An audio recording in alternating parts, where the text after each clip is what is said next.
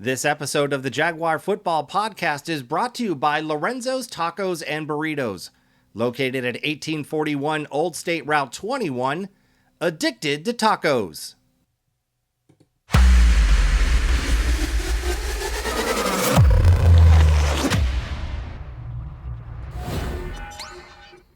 Hi everyone, I'm Carl Bierock. Welcome to week 6 of our Jaguar Football Podcast. And with us today, as always, is Dr. Nicholas Bear. He's the head coach of the Seckman Jaguars. And Coach Bear, here we are. We have more games in the rearview mirror for the regular season than we do in front of us. Wanted to get your thoughts on the big homecoming game that we had on Friday. Yeah, we've officially kind of crossed that midpoint of the regular season this week, heading into week 6 next week. Last Friday night, big homecoming win against a very solid and good Oakville football team. I mean, when you look at their schedule, they had lost 2 games coming into us. I believe one was 3 points to Lindbergh and 3 points to Rockwood Summit. So, 2 very high-quality programs in the area that Oakville kind of took to the brink. Our boys just came out Friday night and we played a complete football game. Obviously when it comes to the defense, they're continuing to do their thing. Defensive line controlling the line of scrimmage, linebackers making their reads and tackles when they get there. And then obviously want to highlight the work of our defensive backfield this week, allowing the number 2 leading receiver in the St. Louis area to 0 catches. We had a great plan for kind of getting up in his face, playing a little press and having a little help over the top. And then also, their entire offense only had 86 yards of offense all game. So to hold an opponent under 100 yards is a remarkable game. So fantastic job by the defense holding up their end of the bargain. Then, when you look at the offense, I told people, when we were scoring 45, 50, 60 points a game, that's just not what's supposed to happen. When you score 30 points, that's a good football game. Offense did a great job controlling the line of scrimmage. We had one of our trademark, 14 plays, 7-minute drive from our 20-yard line in and scored. That got us up 14-0. We kind of putzed around the next 2 series, but after that, it was once again us just kind of doing what we do, getting downhill, backs running hard, and guys being selfless and blocking for their teammates. So really fun, night to, especially for our team as we kind of hit this midway point, a couple tougher opponents when it comes to the schedule to be playing as well as we did Friday was good to see. Yeah, no doubt. I mean, I don't have the official stats, but I just remember, it was windy, of course. We had the remnants of the hurricane roll through, and I could be wrong. I think they were only on plus territory once, and that was with the muff punt. Yeah, we had the muff punt, and we actually had a short punt that we had that kind of gave them on our side of the 50 twice. And, defense, and I'll talk a little bit about it later, defense did a great job of, keeping it together, playing for each other and, making sure a moment that, that wasn't great for us didn't turn into anything worse. So, like I said, overall, it was a great experience. Good Friday night for our guys. Oakville's a team that we could run into again this season. And have to be prepared for again in the playoffs. So, if we get that opportunity, to be a fun one. Absolutely. And so, Coach, you have a few plays from that game that you would like to break down for us. Yeah, I just kind of wanted to talk about a few different things. One, when it comes to the offense and play calling and, how things work. And sometimes you run one play to set up another or to slow another guy down on a different play. This is pretty early on in the game. You can see we're in our pistol set. So, we can run, we can pass out of this. What you're going to see is, and what a lot of teams are starting to do, is they're putting this guy on the edge of the line here and trying to chase us down from behind. Trying to chase our strong side runs down from behind, which is a pretty good strategy. And we have a few different ways of slowing them down. So, you see a play like this where, watch number 0 here, he does a great job. He squeezes hard. And he makes the play, he makes the tackle. Well, that wasn't a very good play. Well, we may have got 0 yards, but we're kind of setting this up and kind of getting ready for another play. And actually this time normally we hold on to it a little bit longer, but you can see the quarterback out here with all this space. We actually came right back to this on the very next play. All right, so we're going to get the same backfield action, Except now, as this guy squeezes, you'll see him squeeze. He'll get caught here inside. You guys can see my mouse there. We make the play fake, quarterback rolls out, and we're able to complete a good ball early in the game. So I'll let it run here a little bit. You'll see Zero squeeze down the line. He had just made the play. So now he's squeezing towards Brady. Now he's trying to redirect. Well, now look at all this space we've created. All right, the quarterback's done a great job. We're leaking the fullback out into the flats. Complete a good ball. A nice running game there by Connor Day. So it's kind of one of those things where, sometimes when a play doesn't work early, we're usually trying to set it up, for something later on. And, what did this do for the rest of the game to this guy? It slowed him down. Now it's always in the back of his mind that, hey, well, if he pulls it and boots out, I got to be ready. So he wasn't able to catch this play from behind again all night. Now, he did make a good play the next time we tried to boot out. But, that's just how it goes. We're playing football. Oakville's a well-coached team. They practice too. And, for us to come out on the other end and be winning these football games at a consistent pace is honestly nothing short of remarkable for our kids and shows the execution that they have. So, really good football play there by the offense. Yeah, and Coach, you talked about it on some other podcasts that you run out of the same basic formation. Mm-hmm. Is it hard for other teams? You said that he's a linebacker or lineman there at the end. Was able to pick up on it. Just talk to us a little bit about how it's hard to scheme where every play almost looks the same. You don't know what they're going to do.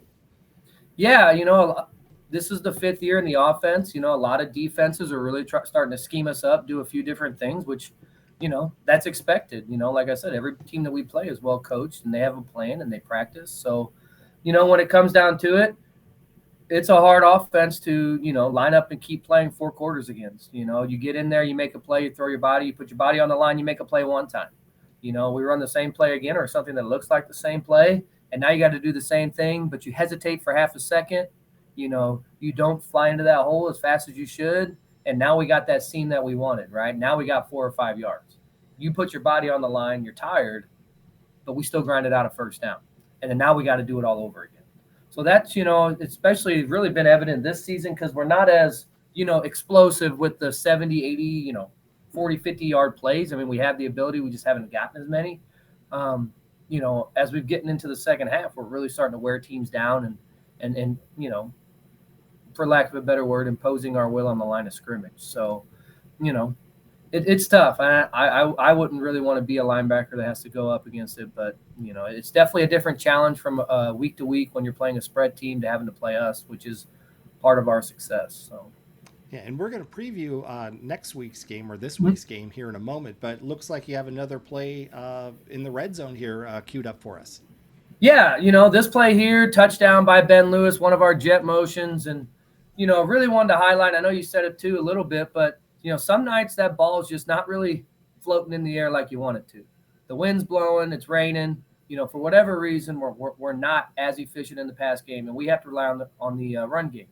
Well, that means guys like Devin Gosser, guys like Brady Ambrose, Ben Lewis, Cam Benson, receivers. Usually these position groups on different teams, these guys are selfish players. They want the ball, and if they're not getting the ball, they're not blocking. Well, that's just not how this receiving group works on our football team. And these guys continue to go out there and battle for each other and block for each other. And it's really a staple of our culture and really our success. So this play here, we're going to get a little motion across here from Ben Lewis and a handoff. It's going to be one of our outside sweep. Make a nice crack block here on the defense. You got me still? Yep.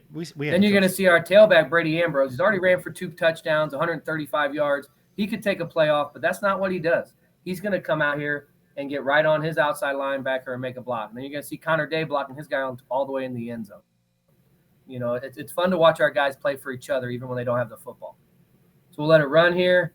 You'll see Brady planting his guy, Connor Day planting his, touchdown Jaguars.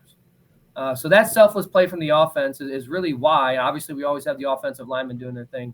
But our receivers, our blacks blocking on the edge, that's really the difference maker a lot of times.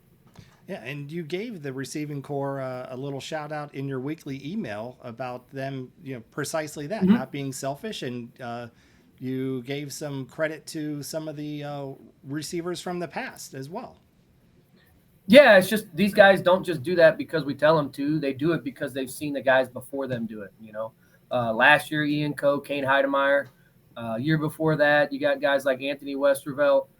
Putting his body on the line, blocking when he's not getting the ball. All started with the original Tanner Barker in 2020. Um, you know, thankfully it's become a part of who we are and what we do. And if you want to play wide receiver here, you're going to block. And we're trying to get you the ball when we can.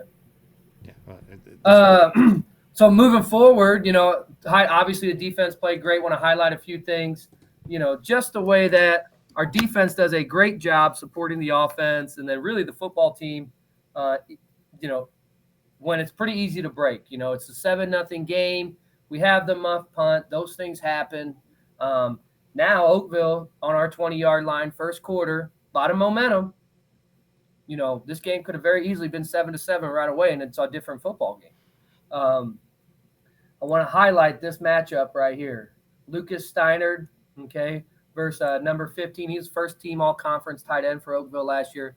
Very tough, big, strong kid. I think these guys actually work out at the same gym together. Lucas Steinert, our biggest, toughest, strongest kid. And he just comes out and makes a fantastic play here. You're going to see him stand this guy straight up and put him on his back. And that's not hard to do. That's hard to do because this guy's a very strong athlete here. Let it run, plants him on his back. Not only does Luke plant him on his back, he gets a holding call for holding Luke. All right. And then Luke, the gentleman that he is, gives him his hand and picks him up off the ground. What a beautiful play. That was a fun play to watch for sure. yeah, that was a really good play, and Huge testament to the weight room. Then another defensive play. I know I highlight the D line a lot. The defensive backfield here does a great job. You can see how we're down in number 10's face, really trying to limit what he does. Coming over the top here.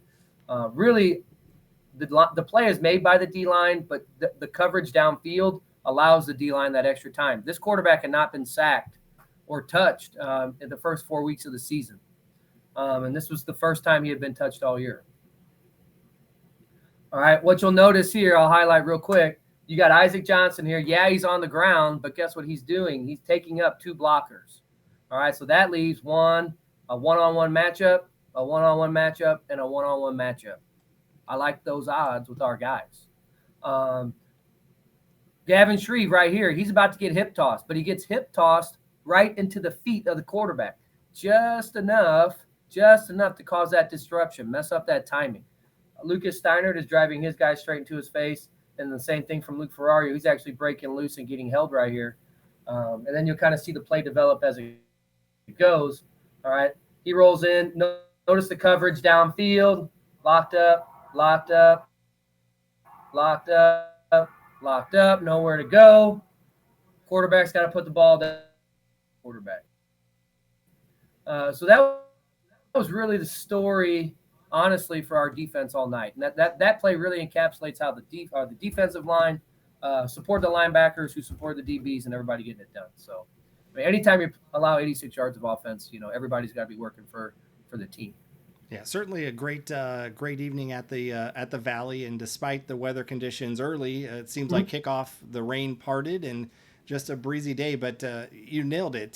To hold an opponent like this to no points, minimal yardage, 86 yards, I think you said. Hats off to the team for that. That was an impressive display, and that leads us into our upcoming game on Friday.